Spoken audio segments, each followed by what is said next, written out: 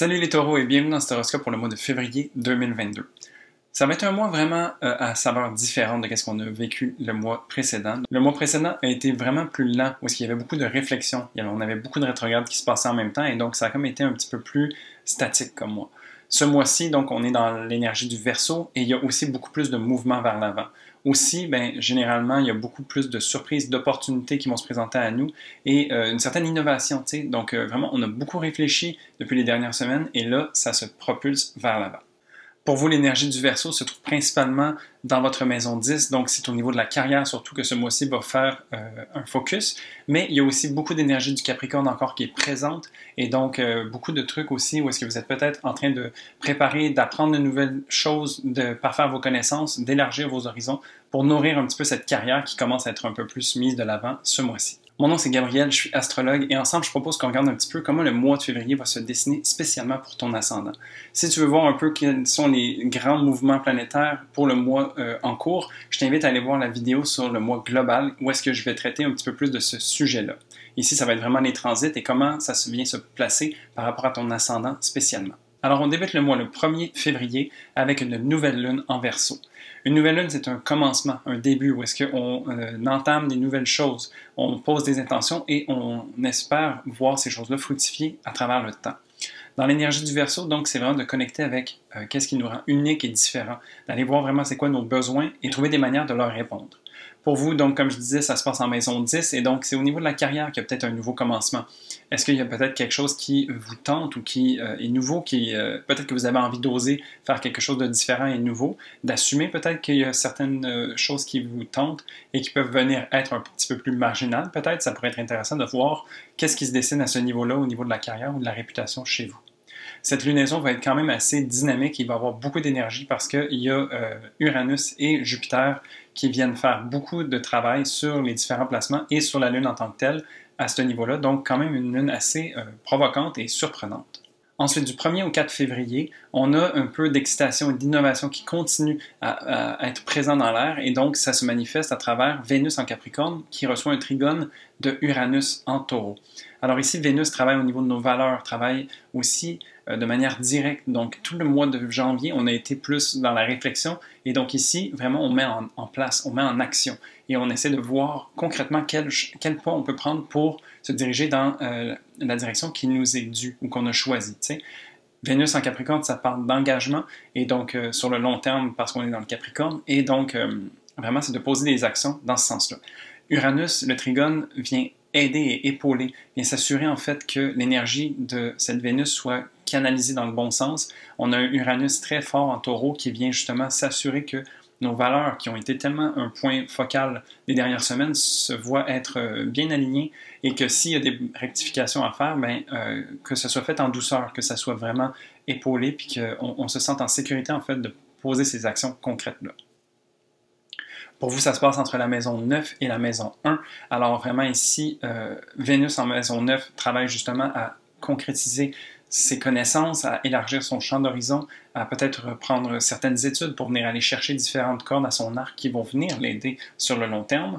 Et Uranus en Taureau continue de faire son travail depuis déjà quelques années et pour quelques années encore dans votre maison 1 au niveau de votre expression de soi, de votre personnalité et donc peut-être de trouver une nouvelle façon justement d'incarner ces valeurs-là qui sont importantes pour vous et qui éventuellement peuvent venir nourrir votre carrière. Ensuite, le 3 février, on a Mercure qui redevient direct en Capricorne. Donc, on se rappelle que la rétrogradation de Mercure a commencé dans le Verseau, et puis en février, maintenant, elle a reculé jusque dans le Capricorne et se remet à aller de l'avant. Donc ici, Mercure parle de communication et d'échange, de mental, de comment est-ce qu'on conceptualise les choses. Et donc ici, c'est de manière très concrète, en fait, que l'on reprend le mouvement direct et qu'on agit dans le sens de ce qui est important pour nous et de ce que l'on a planifié. Alors ici, Mercure œuvre en maison 9. Encore une fois, on travaille au niveau des connaissances et de voir en fait comment est-ce que ces connaissances ou ces déclics que vous avez peuvent venir s'additionner et faire en sorte que ça vous ouvre les portes sur quelque chose de plus grand. Donc il y a vraiment ici peut-être une façon nouvelle de voir la vie. Il y a peut-être des philosophies qui vous habitent, qui viennent demander une certaine concrétisation dans votre réalité. Et c'est à travers les idées que ça va passer, que ça va commencer, du moins. Ensuite, du 3 au 5 février, on a le Soleil en Verseau qui vient faire sa conjonction avec Saturne en Verseau également. Donc ici, il y a les deux possibilités en fait. On peut soit se construire sur cette conjonction-là ou on peut se limiter. Donc ici, on parle du Soleil en Verseau qui vient illuminer la part du Verseau chez nous, qui vient faire en sorte qu'on connecte avec notre différence, qu'on vient connecter avec cette part, dans le fond, qui est unique et qui peut venir en fait rayonner sur le collectif. Parce qu'il y a toujours cette idée en fait d'être soi et les autres en fait, dans l'énergie du Verseau. Donc ici, tout ça se passe aussi au niveau de la carrière. Alors peut-être que vous avez envie de construire quelque chose de particulier, de nouveau, de différent, d'innovateur. Donc vraiment de se permettre ici de puiser dans ce qui vous rend unique peut vraiment venir profiter à plus grand nombre. A contrario, si on y va dans le penchant un peu plus difficile, ben Saturne peut être une planète qui nous limite et qui nous contraint, qui nous réduit ou qui fait en sorte qu'on a certains bâtons dans les roues. Donc ici, ça serait de voir si c'est ce genre de mécanisme-là. Ça peut venir de l'extérieur, mais ça peut aussi venir de nous. Et donc, dans la mesure du possible, de faire en sorte qu'il y ait le moins de friction possible par rapport à ce que vous avez envie d'ambitionner, ce vers quoi vous voulez tendre. T'sais. Alors, c'est sûr que les transits avec Saturne demandent un effort soutenu, et sur le long terme. Et dans le signe du Verseau, c'est encore un signe maîtrisé par Saturne, alors il y a quand même cette lenteur qui vient se faire ressentir. Donc, c'est un moment pour mettre l'épaule à la roue pour pouvoir accomplir de grandes choses. Ensuite, donc, il se passe vraiment beaucoup de choses au début du mois. Alors, du 2 au 6 février, on a Mars en Capricorne qui vient faire un sextile à Jupiter en Poisson. Donc ici, Mars se voit être en exaltation. Il est très confortable dans le signe du Capricorne. C'est un signe qui lui permet d'agir concrètement et d'être efficace. Donc il y a un certain sérieux. J'imagine souvent Mars en Capricorne comme un peu un militaire qui est capable de faire les choses et d'être efficace. Et donc le sextile à Jupiter vient l'empuissancer, vient lui donner de l'enthousiasme et de l'engouement à vouloir justement agir sur ce qui est important pour lui. On se rappelle que Mars en Sagittaire a eu quelques difficultés parce qu'il était en carré avec Neptune en Poisson. Donc le mois précédent n'était pas nécessairement le meilleur mois pour entamer les choses, mais ici, donc enfin au début février, ça débloque, comme je disais, et on a vraiment les actions qui sont supportées, en fait, qui viennent être inspirantes, puis on s'inspire de soi-même. Alors il y a vraiment comme cette espèce de poussée vers l'avant qui vient nous porter au début du mois. Pour vous, ça se passe encore en maison 9, alors on a Mars ici qui vient agir à ouvrir votre horizon, à faire en sorte que vous voyez les choses différemment, que vous élargissiez un peu votre champ d'action. Et Jupiter en Poisson, lui, va venir œuvrer à partir de la maison 11. Donc, une maison qui vous ouvre l'esprit, qui vient faire en sorte aussi que vous vous entourez de gens qui pensent comme vous et qui vous permettent de vous porter à travers ce qui vous parle, ce qui est un peu votre dessin. Donc, la maison 11 fait aussi écho aux rêves et aux aspirations, puis c'est un petit peu dans ce sens-là, tu sais. Il y a comme une libération de Jupiter quand il se trouve en Poisson qui fait en sorte qu'on a envie d'avancer. Et donc ici, on peut se permettre d'avoir les outils pour concrétiser ça. Ensuite, le 16 février, on a une pleine lune en Lion. Donc, une pleine lune, c'est un moment de culmination où est-ce qu'on peut couper avec ce qui n'a plus raison d'être, mais aussi où est-ce qu'on peut manifester quelque chose de nouveau. Alors, en faisant de la place, on peut permettre à quelque chose de venir à nous, et c'est ce que j'appelle la manifestation, en fait. Cette lunaison en Lion va venir connecter avec notre cœur d'enfant. Donc, ça va vraiment être important de venir connecter au cœur, de se laisser aller dans sa naïveté un petit peu, de se laisser être créatif et de pouvoir agir dans ce sens-là. Pour vous, ça se passe en maison 4, donc de s'assurer d'avoir un noyau familial, d'avoir un cocon, un foyer qui nous nourrit, qui nous permet d'être confortable et se sentir en sécurité va être primordial pour pouvoir justement se permettre d'avoir ces avancées et ces débouchés au niveau de la carrière qui vont se passer avec toutes les énergies qu'il y a en Verseau dans la maison 10 juste en face. Donc ici, vraiment, cette lunaison vient nous amener une belle énergie pour qu'on puisse renaître et jaillir à partir du cœur, en fait. Fait à noter, cette lunaison va être au carré des nœuds lunaires. Donc, il va quand même avoir un peu ce sentiment d'être dans la marge, peut-être. Parce que les nœuds lunaires viennent de changer de signe. Donc, ils viennent de passer entre le Scorpion et le Taureau. Ce qui fait en sorte que cette première pleine lune dans un signe fixe vient être un peu en marge et vient regarder un petit peu ce changement-là et se prépare, en fait, à ce qui s'en vient. Parce que les nœuds lunaires vont rester là pendant 18 mois environ. Et donc, c'est de voir comment on se sent. Qu'est-ce que ça nous fait vibrer, tu sais. Donc, le fait d'être en marge un petit peu, c'est aussi de se permettre d'adapter ou d'apprivoiser un petit peu cette nouveauté, cette énergie qui va être présente. Et donc, vraiment, de se laisser connecter, en fait, avec son cœur puis de suivre sa voix va nous aider, en fait, à faciliter ce transit-là et de s'aligner sur ça. Ensuite, il y a autre chose qui se passe le 16 février, mais ça va durer pendant un mois. Alors ici, on a Vénus en Capricorne qui va être conjointe pendant tout le mois à Mars en Capricorne. Donc ici, on parle vraiment d'un élan de passion, où est-ce que nos valeurs représentées par Vénus suivent nos actions représentées par Mars. Pour vous, ça se passe en maison 9. Alors vraiment, de suivre en fait qu'est-ce qui est vrai pour vous, de pouvoir agir en conséquence et de vous donner les capacités nécessaires pour accomplir ce que vous avez envie, pour acquérir ce que vous avez envie, ça serait vraiment donné à ce moment-là. Aussi, Vénus, ça parle de nos relations, de notre relation à l'argent, à la beauté, et puis Mars nous permet d'agir en ce sens-là. Donc, vraiment de se permettre, en fait, d'avoir un bel amalgame, une belle énergie qui vient nous supporter et qui vient nous permettre, en fait, de vraiment s'aligner.